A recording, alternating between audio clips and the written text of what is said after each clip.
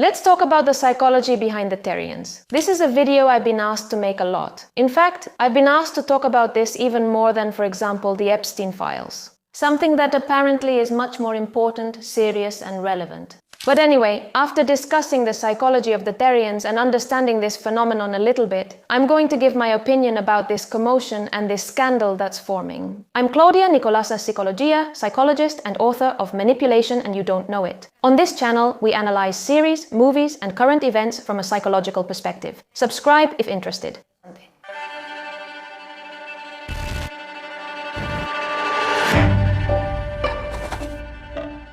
In recent weeks, social media and news outlets have been filled with images of people, especially teenagers, wearing masks, tails, animal fur, and acting like them. The more outrageous the scene being shared, the more attention, views, comments, and outrage it generates. They even start debates, talk shows, and there have even been controversies among influencers who either defend or attack them. In quotes, eye-catching headlines and scandals come out, amplifying whatever they want. Maybe this is what it really is? So, before explaining what can psychologically lead someone to call themselves a Therian, let's briefly explain what this Therian thing is. It's a label that some people use to describe an identification with an animal. There are people who identify with a wolf, a fox, a cat, a bear, and the animal they identify with is theirs. And of course the story, of course the Therians, and of course the story, and of course the person feels very much like that animal. It can be a mental shift, meaning changes in mental state, impulses, ways of thinking, of reacting, that are attributed to identifying with that animal. It can be, for example, having dreams in which you are that animal, and some even report the sensation of having traits. Supposedly, the Therians, and by the Therians, supposedly the Therian story, and of course the Therians supposedly of the Therians. It's called the phantom limb, meaning you feel a limb, something that isn't there, but supposedly off. Of course, the Therian story, and of course the story, supposedly, the story of people who believe they are animals who deny the fact of being human. Because if not, then we would already be talking about a delusion, and there will be more than one that of course has a pathological basis. No, I did not place their delusion in this identity. But no, it's not that now there are thousands of people in the world who believe they are animals and demand to be treated by society as animals. And they live knowing they are human, they live as humans, but in their free time or when they socialize, they take on this animal identity and appearance, and well, like any group or tribe, they have their own vocabulary, classifications. Although, of course, not everyone experiences it the same way, nor do they behave the same. And well, they have Therian meetups where they jump, bark, and fight with each other as if they were animals. They record a lot of videos and upload them to social media, which is an important factor in all of this. But now let's get to the question that interests us. Why are there so many young people here, some adults, but mostly teenagers, who now claim to feel and identify as an animal? What is happening psychologically for this very peculiar, eccentric experience to take place? Let's take a look at it here. The question, please, is not whether it is right or wrong, good or bad to identify as an animal. We're not here to judge. We all have a certain amount of common sense. What matters here, what we care about, is what function this serves. What is this label organizing in the self, in the I? What needs is it trying to fulfill? What is it trying to resolve in their relationships? Or perhaps how is it trying to regulate their feelings, their emotions? What interests us is what function this animal identity is serving. First of all, of course, it's a defense mechanism. The human self can be associated with early unpleasant experiences of mismatch. They don't understand me. I'm weird. I felt rejected. This is something that, in fact, many Therian testimonies recount. I've always felt weird. I've never felt accepted. And the experience of being human is filled with negative lessons, fears, and traumas. Whereas the animal self is something new. It's not wounded. It's not marked. We all like animals. They're simple. They're good. We love them by default. Is a dog or a cat likable? But of course, when it comes to a human being, those prejudices, those defenses, those fears, those interests, and that rejection do appear. The truth is that the human experience is much more complex than the animal experience, especially on a relational level and especially during stages like adolescence. So in that sense, having a simpler, more acceptable social role can be appreciated. And let's notice that the identity the animal is seeking is a more basic, simpler, and more straightforward identity. They're not identifying with a Superman or with an image of success, with an ideal to achieve, in other words, with something more complex, more difficult. Like, for example, maybe others did at the time with the emos, just to give an example. No, they're identifying with the most natural, simplest, most straightforward, and generally the freest way of existing, being an animal. What could this mean? In an increasingly fast-paced world, with technology, social media, information here and there, immediacy, and a lot of social and economic crises, becoming an adult in such a complicated world might not be a very appealing invitation. So taking refuge in an animal existence can work as a kind of shelter. Whenever I'm stressed, worried, or have responsibilities, I look at my cats living a calm, pleasant life at home, and I say, I'm so jealous of you. Well, just kidding. I think it's clear how being on Therian can serve this defensive function nowadays. Because in addition, an animal being is not only simpler, but it can also offer certainty and coherence.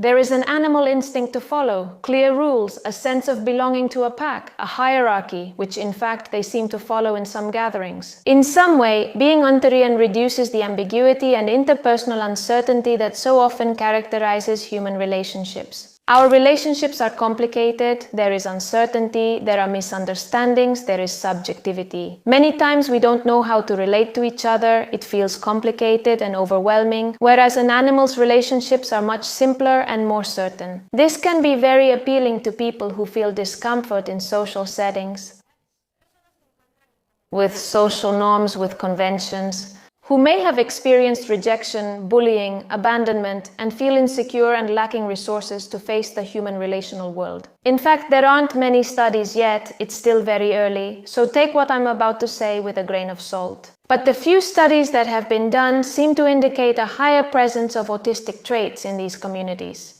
In that sense, dressing up as an animal and acting like one isn't just decoration or entertainment, it's a way of expressing yourself. This is the way I can exist with less shame, less confusion, and less pressure. After all, Therian identity seems to emerge in response to two things happening at the same time. On one hand, there's that feeling of not being recognized, of feeling that as a human, I'm not acceptable, I'm not eligible, I'm not right. And on the other hand, there's that excess of demand of what it means to be human. Is something expected of me that I can't, can, or don't want to give? But of course, being an animal offers me an alternative relational and existential contract. Fewer expectations, less social uncertainty, more permissiveness. I can focus more on my basic needs, on existing, on relating with certainty, and on top of that, they will accept me unconditionally. Let's move on to the second element that regulates emotions. If you've studied a bit of ego psychology, self-psychology, you'll know that the different states of the self serve different emotional functions, and each one arises in certain contexts. In other words, different ego states are used to manage different emotions. Think, for example, about when you feel vulnerable or when you feel watched. Surely different versions of yourself come out in those situations. If you think about it, the animal identity might be used as an organizer of this emotion. A place, a role, a position that somehow gives meaning, gives coherence to that state of the self, a state of the self, which perhaps in human life, in my human self, is judged, is rejected, is inhibited, both by other people and by myself. For example, maybe a person can't accept and tolerate their anger and rage because expressing this makes them feel very guilty. So, identifying with a wolf can turn that anger they feel and reject, that protects, that sets boundaries, that leads, that imposes, that has a hierarchy. Or maybe people who live with a lot of hypervigilance, with a feeling of being small, of helplessness. Well, maybe identifying with an animal that is usually prey, for example, a bunny. Well, in some way, it can give context and a reason for feeling that way. Or if someone gets socially overwhelmed and is very introverted, then being a cat legitimizes wanting distance without feeling ashamed. Many times I've heard, people have told me that I have a cat-like personality, and the truth is that many times I've judged myself for not liking it. The typical plans young people make, like going out to party, going to a terrace to have a drink, with noise, with people, And the truth is that seeing myself reflected in my cats, who are beings I love and admire, has somehow helped me accept myself more in that sense. Let's see if I might be a Therian too. But just to be clear, I'm not saying that being a Therian is good or therapeutic, or that it's okay. Identifying with an animal as a way to manage a psychological or emotional problem. We're talking about why some people are turning to this. As always, explaining something psychologically doesn't mean justifying it, defending it, or anything like that, just in case what I'm explaining isn't being understood. It's like when a person doesn't understand something about themselves, they judge it or reject it. And then, for example, I don't know, they read that their zodiac sign has those characteristics and they say, oh, that's why I'm like this. So do they identify with that sign? Or it also happens a lot with disorders or psychological labels. For example, it happens a lot with neurodivergence, where somehow you don't understand why you are like that, or you repress it or judge it. And so, receiving a label, an external identity, somehow gives coherence and gives a reason for how you feel. That's why there are many people who over-identify with labels and things, because in some way they're justifying how they feel with that external identity, instead of with their own identity. Clearly, these people are looking for a refuge, an identity, a coherence in their way of being and feeling, and of course, in this sense, reflect with me.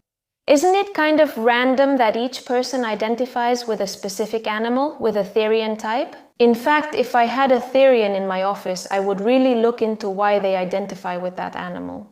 In the end, it's a bit like a projective technique. Through what you express, through what you identify with, I can get a lot of information about you and how you feel. In the end, the fact that each person identifies with one animal or another tells us which specific emotion is not being regulated in a normal way. Or maybe it tells us about traits and behaviors that they would like to have in their human self, but they don't dare or can't achieve. Idle human being has always worn disguises, has always taken on different roles, has always sought to transform themselves, among other reasons. In this way, through that alter ego, they can express parts of themselves that can't be shown, that are judged, that are repressed. Things that from their real self, from their true self, they aren't able to show or accept. This might sound silly, but think about it, right? You feel and act, even if just a little, differently when you get dressed up, when you do your hair, compared to when you're at home in your pajamas. Well, this is the same, but with the volume turned all the way up. It's normal for us to feel, in a way, differently depending on how we're dressed, where we are, who we're interacting with. We're pretty contextual beings. However, this becomes something to worry about when a person changes completely depending on how they're dressed, who they're with, or where they are. At that point, we could be talking about possible dissociation, a strong split. For example, I would be concerned if a Therian, when they're human, is unable to interact with others. But when they dress as an animal, they become incredibly affectionate. Or maybe, someone who at home isn't able to say no is completely submissive, and when they put on the animal costume, they become aggressive, dangerous, and bite. As has already been reported in some cases, this would be a warning sign for me, along with, of course, delusional signs, like denying that one is human, or also maladaptive behaviors, expecting society to treat you like an animal. At that point, it's no longer about a tribe, emotional resource, or identity. It's already something pathological. The third element, and perhaps the most obvious one, is the search for belonging. Human beings need to feel that they belong to something. A group, a tribe, a label, an ideology, a way of seeing things. Some people need this more than others, which depends on their personality. Above all, it depends on this dimension of personality, psychoticism, which we talked about in the analysis of the interview with Anna Delby. But especially during adolescence and early youth, this feeling of belonging is more important than ever. And let's be honest, who hasn't done weird things in adolescence because of this need to belong? Well, adolescence and sometimes even adulthood too. Moscow's goths, punks, metalheads, skaters, cosplayers, otakus, neurodivergent communities, lesbian, gay, bisexual, transgender, queer collectives, gym bros, clean girls, Pilates, vegans, spiritual groups, entrepreneur groups, astrology. What do I know? The list of groups, labels, and ideological frameworks that people sometimes cling to in search of identity and belonging is huge. It's just that obviously we judge the ones that seem the most outrageous and incomprehensible. And also, nowadays, social media offers us a wide range of identities to adapt to, and at such speed. more movements to belong to with which to build our way of being and thinking. The self, the I, needs to be accepted and recognized by a relevant other. And of course, think about this too. The more eccentric and peculiar a tribe is, the more marginal it may be. And when I say tribe, I mean social group, minority ideology, identity group, etc. The stranger, more peculiar and more marginal it is, the easier it is to be accepted unconditionally. For example, if you want to join the typical popular group in high school, it's more likely that they'll slam the door in your face. But if you go to the group of Therians, since they have this element of strangeness, of being socially excluded, that shared feeling of vulnerability, well, it's easier for them to welcome you, accept you, make you feel good, and make you want to stay there. It's easier for that group to feel like the weird ones, the excluded, the lonely ones. So they're going to be really happy that there are others like them, and they're going to treat them really well. They want to create that space where finally they will be understood. Fourth element, the principle of reactance. Let's notice that implicitly in this group there's a slight devaluation of the human being. Human beings are false, they're traitors, they're selfish, while animals are seen as good, authentic, trustworthy, with a freer life. The result is that the feeling of in-group versus others is greatly enhanced. The group bond, the pack, becomes very strong, and we can see this in many cases of identity groups. Let's remember, for example, everything that happened during the time of Yados. How do others react to us? It plays a very important role in the behavior of the group. The more singled out, excluded, ridiculed, and judged they are, the more violated they feel. The more they devalue others, the more they will idealize themselves, and the more they will cling to the group. The theories have gone viral these past weeks, and the reactions have basically been mockery, ridicule, and insults. I understand that it's something scandalous, that it's incomprehensible, and that in many cases there may also be pathological elements.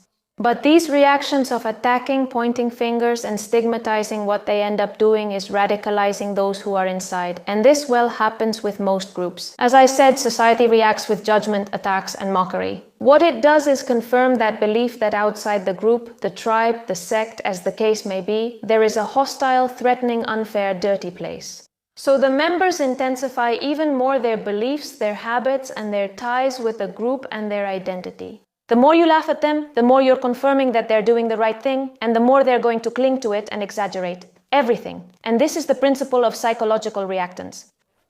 It's a negative emotional response that arises when a person feels their freedom, their judgment, or their choice is threatened. And this usually provokes a desire to restore that freedom, often by doing exactly the behavior that was forbidden or pointed out. It's like when a teenager is forbidden to go out with their partner. And what they achieve, of course, is not that they break up, but that they cling even more to that relationship. The Therians were probably much calmer, more private, and discreet when they didn't have half the world pointing at them and judging them. And of course, on top of that comes the fifth element, attention. We've talked about how human beings, especially during adolescence, need identity, belonging, regulation, and affection. Elements we've seen are behind this phenomenon. But nowadays, identity and belonging are especially created in the environment of social networks. For the new generations, not being accepted, not having space, and even not having relevance in the digital environment is almost like not existing. We know that we exist, that we are, when the other person, through their gaze, confirms our existence. Well, nowadays this happens on a social network. In this way, if you receive much more attention, looks, relevance, and presence by presenting yourself to the world as an animal, as a Therian, then it makes sense that the feeling of "I'm happier being this animal, I feel better" is strengthened. In the end, people repeat and encourage what is reinforced, and you only have to look at the amount of reinforcement that Therians are receiving. Let's remember that attention, whether positive or negative, acts as a positive reinforcement if it leads the person to repeat the behavior. We've seen crowds gathering around Therian meetups, videos of Therians dancing with millions of views, and people sneaking in to interview them. A whole media frenzy around people who put on a mask, a tail, and start acting like animals in a park. And here I'm going to be completely honest and say, what do I really think about all this? As you can see, there's no disorder behind being a Therian, there's nothing dangerous. Obviously, there will be all kinds of people. Like I told you, more autistic traits have been observed, and some studies also point to schizotypal traits, and some also to lower satisfaction in interpersonal relationships. But no pathology has been found, nor lower adaptability, nor lower quality or satisfaction with life. However, on social media and in the media, what is being conveyed is that this is something serious, worrying, and threatening, as if suddenly a lot of people in the world believed they were animals. It seems like the world is ending, that humans are going crazy, that we're going to hell. As I mentioned at the start of the video, far more people have asked me to discuss this than, for example, the Epstein files. With this, I'm not judging or criticizing the people who have asked me to talk about this topic, because obviously if they're putting it everywhere and pointing it out as something super alarming, then of course it takes up space. But the reality, what's happening here, is a totally minority phenomenon.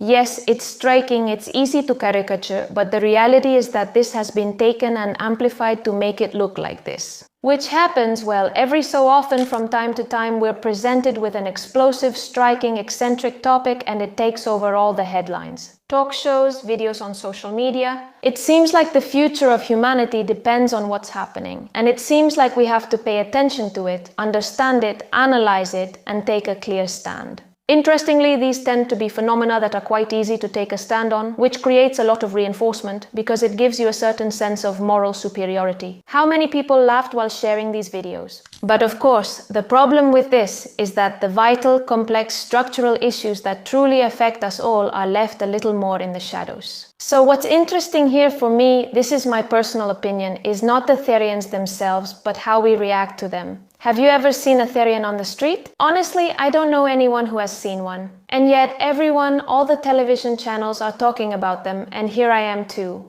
Why do they do this? Well, because controversy grabs attention, and nowadays everything is driven by the attention economy. Intense emotions, outrage, generate clicks, engagement, polarization. Who wouldn't be shocked, outraged, or amazed by a group of people who apparently claim to be animals? That's why we're talking about Therians, when there are actually many other, much more serious problems happening right now. But of course, those problems require analysis, reflection, nuance, discomfort, questioning many things. Here, nobody has to question anything. When faced with a group of people dressed as animals, it's easier to have an opinion about it. So here, the question we need to ask ourselves is, what? Some topics take up all the news programs and all the media and all the videos on social networks. What is the goal of this? Who benefits from it? So, well, as always, my goal with this video is for us to learn psychology, and that's why I've dedicated myself to analyzing what could psychologically lead someone to become a Therian. But above all, my goal is for you to reflect on this last thing I've shared.